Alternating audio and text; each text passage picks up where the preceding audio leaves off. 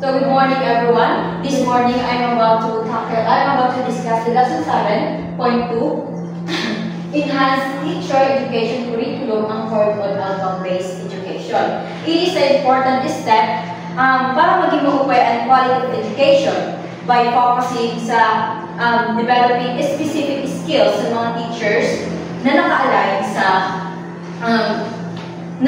sa principles of OB or outcome-based education. Ensure that ang mga teachers is magiging well-equipped para mabuligan nila, ma-prepare nila mga students para maging successful in the 21st century. So, this lesson, we can overview today and the skills, knowledge, and behavior, and abilities sa quality teachers.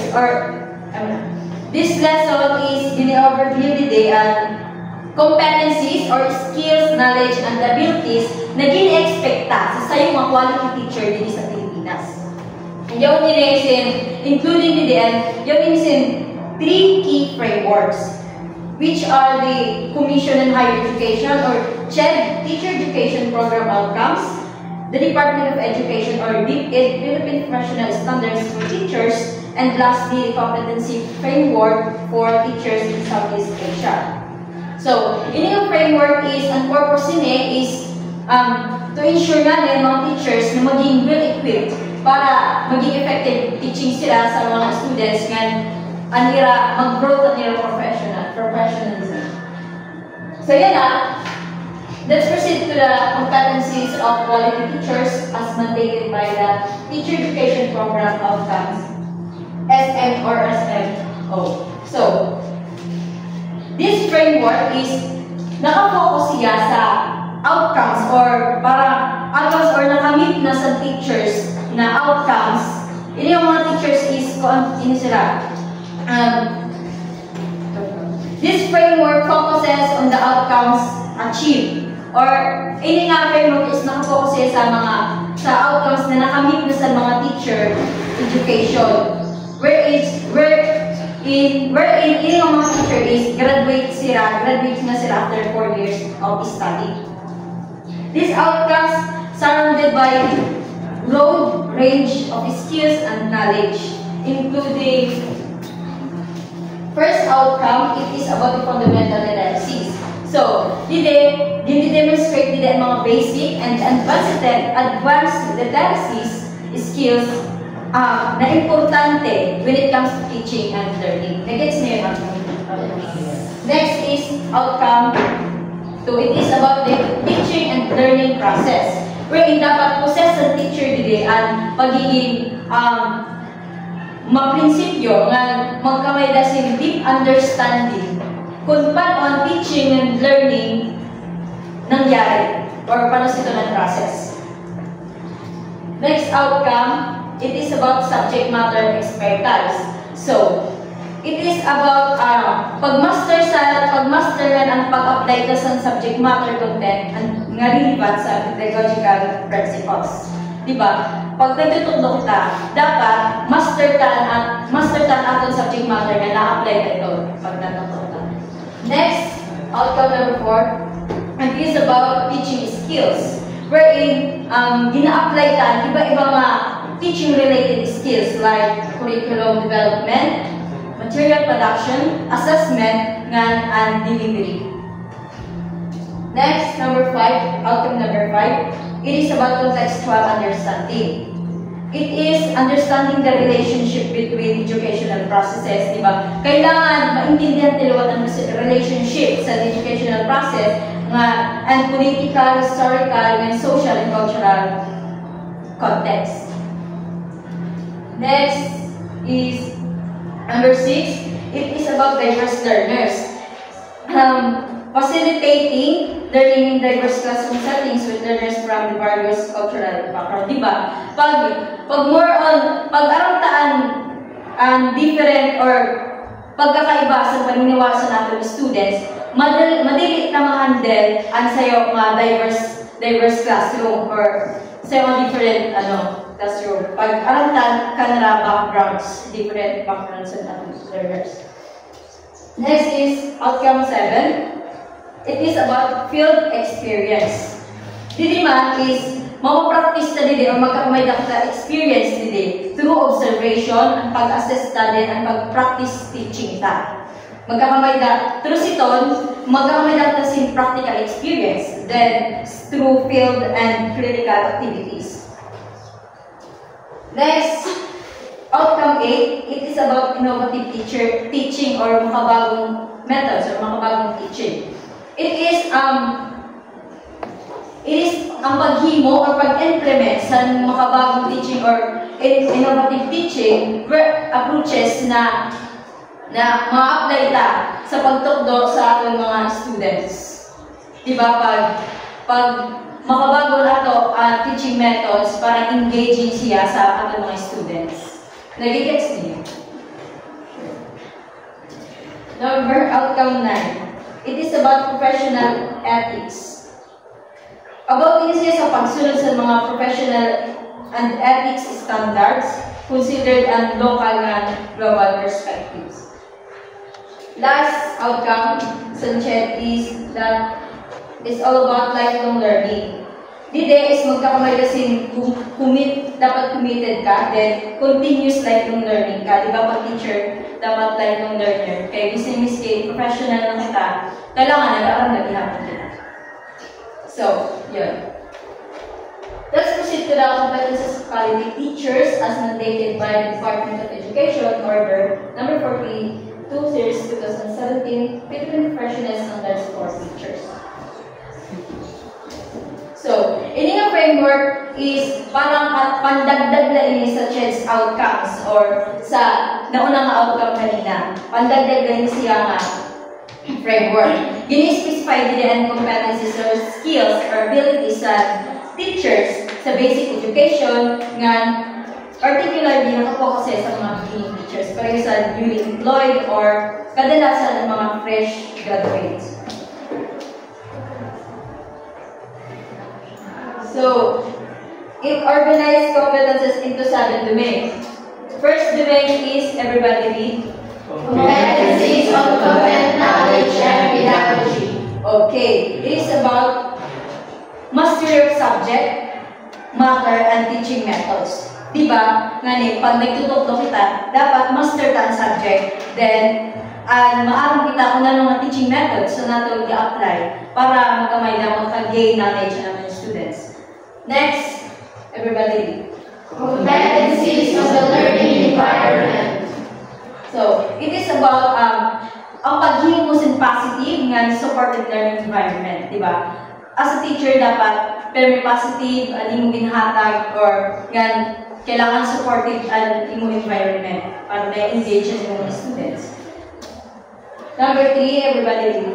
Competencies on diversity of learners. Okay. It is about addressing the diverse needs of the students. Parang, mo ito ng response mo sa different needs sa inyong students. Dahil maaram ka lang sa different needs sa inyong students. Kaya, talang na is, kita, iba-iba man kita, di ba? Pati ng students. Then, domain 4, everybody read. Competencies on curriculum and planning. Okay. It is about sa pag-develop or pag-implement sa effective curriculum and lesson plans. Dito ka man namin mo sa dapat effective na mo lesson plans, ngayon pag-effective na mo curriculum and lesson plans na ihahatag sa tutungkol sa mga students. Next is, pakali kita sa competency framework for teachers in Southeast Asia. Let everybody read. To be a part of other teachers' interaction. It would be important that you should also know about the competencies required to be able to engage among Asian families. So, in our framework is, ang purpose niya is to align the Philippine teachers, ang mga teachers sa Philippines, para maging connected ang competencies nila dito sa iba pang Asian countries. Gini-emphasize ang 4 key areas. First, everybody read. Knowing and understanding what to teach. So, dito that is, it it is about mastery of subject matter and content. Knowing and understanding what to teach. Diba? Pag magtugdo kita, dapat alam ka, nga naiintindihan ka natin ito tugdo. Kaya di pwede nga, matugdo kita, nga di ta alam natin ito tugdo. So, syempre natin learners, wala sila mahanman. So, it must be, kailangan, alam tayo and understand natin. Next! How to make students to learn. So, dito ba sa helping students to learn, magagaan natin din mo is magagamit dito sa mga effective methods, effective teaching methods, methodologies, para diba, ang suitable sa era. Kung sa tingin mo ito nga, teaching methods mo is suit sa inyong learners, mo ito nang gamitan para madali sila maka-gain knowledge. Next. Engaging the community and it is about collaboration with the community. So, as a teacher, di rin na dapat kita naka-engage sa within the school. Di rin na dapat kita nakakulong sa school. Dapat nakikipag-socialize na kita or nag-engage na kita sa community. Dapat nagpa-function na kita sa community. Last is becoming a better teacher. So, to become a better teacher, kailangan continuous ang aton pag-aral. Continuous ang aton professional development. Kaya nga nila sa sugal na teacher are lifelong learners. Next.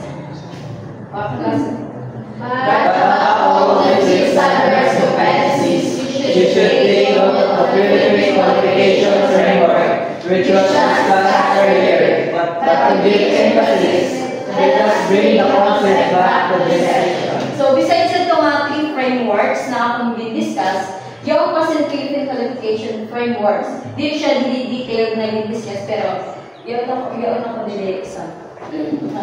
Hindi ko na sa iyo all masahan na yun. Next, pakati kita sa the new teacher education curriculum. Alam yun pa, basta Nicole.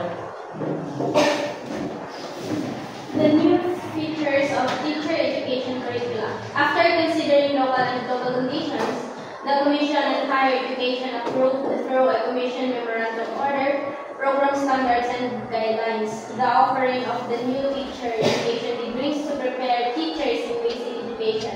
The degree programs are anchored on the principles of OBI, the PQF framework, the typical curricula for basic education and general education courses for college students. Okay, thank you.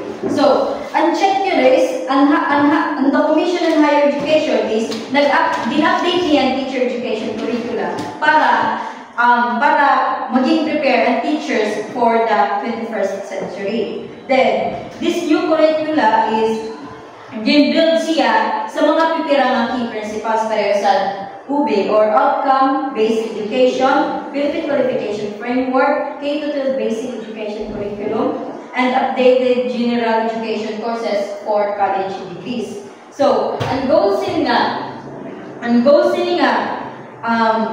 pag-update sa teacher education curricula is to produce ang isusugat na future ready teachers para maging ready kita in aton future jobs sa pagtutok sa future. So, yung mga new courses or new and enhanced courses nga includes sa curriculum. First is All teachers will be trained on how to use technologies for teaching and learning. Okay. And it's about enhanced technology integration. Tanan nga teacher education programs yan is include ini nga course wherein mapafocus sila, ipo-focusan din ang pag-integrate sa technologies into teaching and learning. Mga course na bago naging update, may nga technology for teaching and learning 1 and 2. Diba? Di na kita nakaalam kung paano tayo apply technology, paano tayo gamitin ng technology into learning and teaching. Next, okay, basta. All future teachers will enhance skills in assessment of learning outcomes. So, it is about improved assessment skills. So, na-improve din natin assessment skills. Ang mga future teachers din, makareceive sila sa enhanced training wherein ma-assess sila into learning outcomes. Ang course na assessment 1 and 2. Dida, and first nga assessment 1 and 2, Michael and update sa new curriculum kay para makabuli sa ato ma-enhance ang ato assessment when it comes to learning outcomes. So, dito i-emphasize nila ang importance nga ang importance sa effective assessment nga ang progress sa students nga teacher evaluation. Diba? Dito sa assessment 1 and 2, pinag-aaralan nila kung paano na mabubuligan ng students maging progress sa ira. Then, ang teacher evaluation, tikang manitulungan sa ira. Kung gin-evaluate kita nila kung gaano ka-effective na ito teaching methodologies, kung gaano ka-effective na ito. Next is experiential learning courses should be more focused on the application of theory to practice in varied contexts. So, the demand is gini-straighten or pinapakso nila ng experiential learning. Ang mga experiential learning courses na gindagdag sa new curriculum is ang Field Study 1, Field Study 2, and the Teaching Internship, which was nakafocus siya kung paano tayo i-apply and theoretical knowledge nga mapapractice nato teaching, di ba? Sa ini nga course, na mapapractice din nato teaching mapapractice nato teaching into different context, sa iba-ibang context. Next, all future teachers elemental and will be prepared to teach all subject areas including good manners and right conduct and mother tongue. So, it's all about comprehensive elementary teacher preparation. Ang mga future elementary teachers, papatraining sila na itutlo ang tanan na subjects, subject areas, including na din moral and right conduct and the mother tongue. This may parang response nila or dapat response sa ira para maging knowledgeable or versatile at mga future elementary educators. Next, there are 2 degree programs that prepare teachers to teach both the elementary and secondary levels. So, it is all about multi-level teaching programs. Yung 2 degrees pareho sa Bachelor of Physical Education and Bachelor of Technical Vocational Teacher Education na yan ang i-prepare ang mga teachers ito para sa elementary and secondary levels. Ngayon, ginatawag sila, gin-offer sila sa broader career option. Next, a new degree is offered for the teaching of culture and arts. Next is about sa new specialization in culture and arts. A new Bachelor of Culture and Arts Education degree is pinakilala na para ipatunayan sa iba, niya at dako-dako ang importansya sa arts education. Next is it is about dedicated early childhood and special education programs. Yung 2 distinct undergraduate degrees, Bachelor in Early Childhood Education and Bachelor in Special Education, nga yan ang gina-offered para makaprovide and focus training sa mga for these specialized areas. Previously offered the specialization within a broader BEd program para yun sa BEd program. Last is it is all about enhancement of existing courses. Diba? Habang may dinadagdag na mga course niyan sa curriculum, ang mga existing courses man sa teacher education programs, nag-aagila gihapon sila sa enhancement. Under the enhancement para i-reflect ang current best practices ng education needs. So, add ang table. So, all of the above degree programs except ko na sa BSESS is tanang sira nagsunod sa common program outcomes na i-discuss ko kanina para na wherein dapat ma-achieve ka during college and pre-service teachers. Next is din naman kita sa course content to achieve. So, ang half of the day is what content should be taught to prepare prospective teachers in their future jobs. So, nano ba na content ang dapat na itutdo para maging prepared ang mga inasahan ng teachers sa ilang future jobs. So, ang course content is more an end of achieving the outcomes. These are theories, principles, generalization, concepts, and ideas. There are 3 major clusters of subjects or courses which provide the contents of their degree programs. So, ang unang cluster is about science and professional education courses. Ini nga cluster is nag-form science and foundation knowledge and skills for all teacher education programs. Divide siya into 3 sub-clusters. Una is foundation theories and concepts. This section provides the theoretical underpinnings of teachers. So, this is letter A, or foundation theories and concepts, about inisip, nag-provide ini sa mga theoretical or underpinnings or mga pinagbabasihan kung paano tamang daw. Ayan, mga course na gin-add or gin-provide din sa foundation theories and concepts. Una is the child and adolescent learning principles. Di ba ma-admit din ang fundamental theories of child and adolescent development. Next course is the teaching profession. Di ma-admit din ang history, sociology and ethics of teaching. Next course is the teacher and the community, school culture, and organizational leadership. Di ba ginadmit din ang rules within the wider community and the school system. Next is foundation of special and inclusive education. Di man is ginadmit din principles and practices of inclusive education. Next cluster. Wait lang. Parang una siya. So, discuss ko na lang. Discuss ko na lang. Di ba ang una is ato nga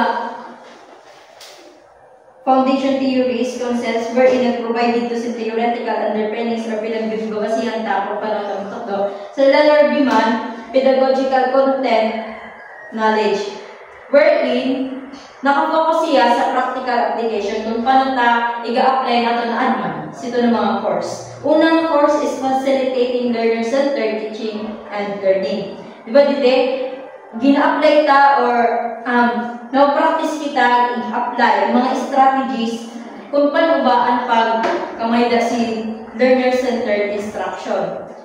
Next course is assessment and learning 1 and 2. Dito man, na-apply ta din mga methods and techniques for assessing student learning. Next is technology for teaching and learning 1. Integrating technology into teaching. Next course is teacher and the school curriculum. Mao dide ang pag-understand yan and working with school curriculum.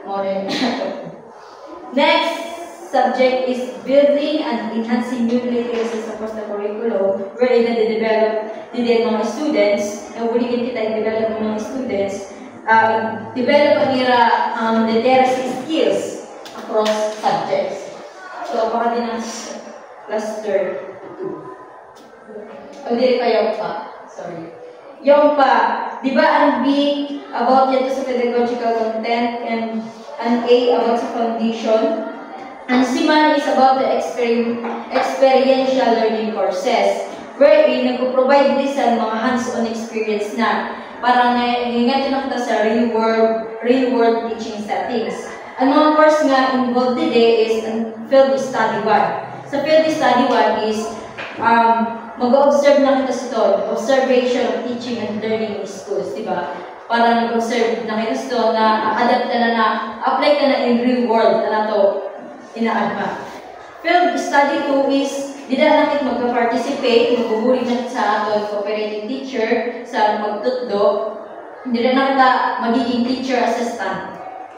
Then sa teaching internship man, di na nakita mag-teaching teaching them or practical teaching, practice teacher na class. Para yung nadadarata na sa real world at pagtutdo. Next, dito sa cluster 2, major courses. These clusters contain subject-specific courses wherein related sa imong feeling and specialization. So, ano na siya dito? Context niya is subject-specific or specific subject courses. Na kung diin la naka-align mo specialization kung para sa math, science, English. The specific courses are detailed in the same order. Pero di rin nakalista. Number 3, electives. So, this cluster, ginaalaw niya mga student para mag-take pa additional course. Diba may mga student ka na mag-take pa additional course from the teacher education programs. Nagpo-provide din sa flexibility and opportunities for specialization. Next, dito sa pedagogical approaches to deliver content and achieve the outcome. Ano yung pag-ibas? The uniqueness of teaching future teachers is that delivering strategy and method is done in 2 layers. The first layer will enable the learners who are college students to desired learning outcome of the lesson. The second layer is defining strategy that will teach the implemented future workplace in this situation. In other words, the pedagogy of life is teaching how to teach. So, ini nga curriculum is, ang hindi approach is may nga teaching how to teach or pagtukdo ng paano magtukdo. So, meaning, ang mga ginamit din nga strategies para i-deliver ang content is mauta mismo and can consider as good examples in teaching. So, yan na, yung the delivery modes may vary from the 3 modes or a combination of the 3. Una is may data face-to-face. In short ko na lang, it is a traditional classroom instruction, potentially using various grouping strategies, diba, pag face-to-face. Yes, may interaction na nagaganap. Kaya, nagigirate ako sa learners, then face-to-face ka na, yes. Yeah. Next is distance learning or remote learning. Instruction delivered online or synchronous or asynchronous or through printed modules. This requires technology proficiency or online or independent learning skills, printed modules. Hindi man online and printed modules. Next is blended learning or flexible learning. And this is about a combination of face-to-face and distance learning, offering flexibility and catering to different learning styles. Next, last is experiential learning. And this is about sa mga hands-on learning through activities like ang pag-immersion, apprenticeship, or practicum, emphasizing the learning by doing. So, pagkating ito sa learning to provide evidences for the achieved learning outcomes. So, the new teacher education curricula is naggamit sa multiple assessment methods in and of learning. Since an assessment is ginagamit para matukoy or determine ang progress sa learning or formative and master learning summative, multiple ways of doing it is necessary. Kaya, yung two courses about about assessment are na-included sa new teacher curricula. Mo ang assessment 1 and assessment 2. Ang traditional assessment theories, principle and tools ada ito sa assessment 1. Ang mga authentic and technology aided assessment is agduman siya sa assessment in teaching 2.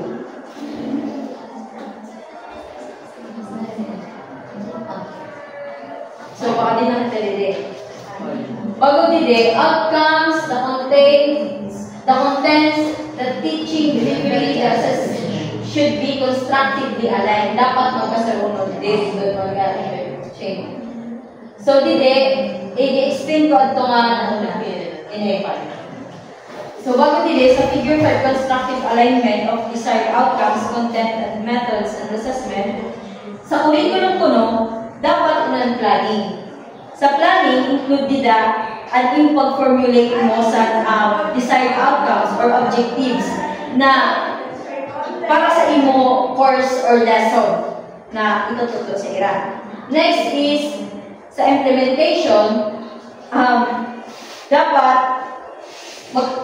sunod sa planning, sunod tayo ng implementation, which is adilitin mo suitable content or appropriate content mo ng methods na hindi mo dito sa imong outcomes, desired outcomes. Last is an evaluation na. Adilitin assessment for assessment of which will i-determine dili kung ang desired outcomes mo ba is na achieve or na meet sa ating student.